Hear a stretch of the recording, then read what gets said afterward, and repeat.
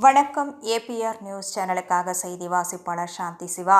திருத்தணி அருகே ஆர்கேபேட்டை ஆரம்ப சுகாதார நிலையத்தில் 108 ஆம்புலன்ஸ் பணியாளர்களின் இருசக்கர வாகனத்தை தீ வைத்து எரித்த 108 ஆம்புலன்ஸ் ஓட்டுநர் கலையரசனை கைது செய்த போலீசார்.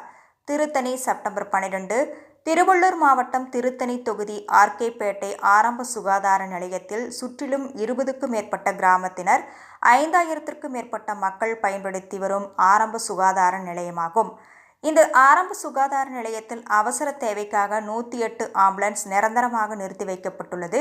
இதில் 108 ஆம்புலன்ஸ் உதவியாளர் மற்றும் ஓட்டுநர் ஆகியோர்கள் தங்கி பணி செய்து வருகின்றனர்.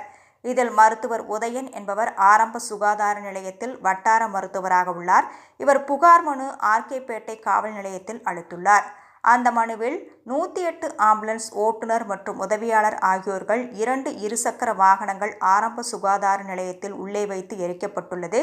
பெட்ரோல் ஊற்றி எரிக்கப்பட்ட சம்பவம் காரணமாக ஒரு மர்மமான நபர் சுவர் ஏறி குதித்து செல்கிறார். இந்த நபர்தான் தீ வைத்து எரித்து இருக்கலாம் என்று சிசிடிவி காட்சிகளை வைத்து புகார் அளித்தார்.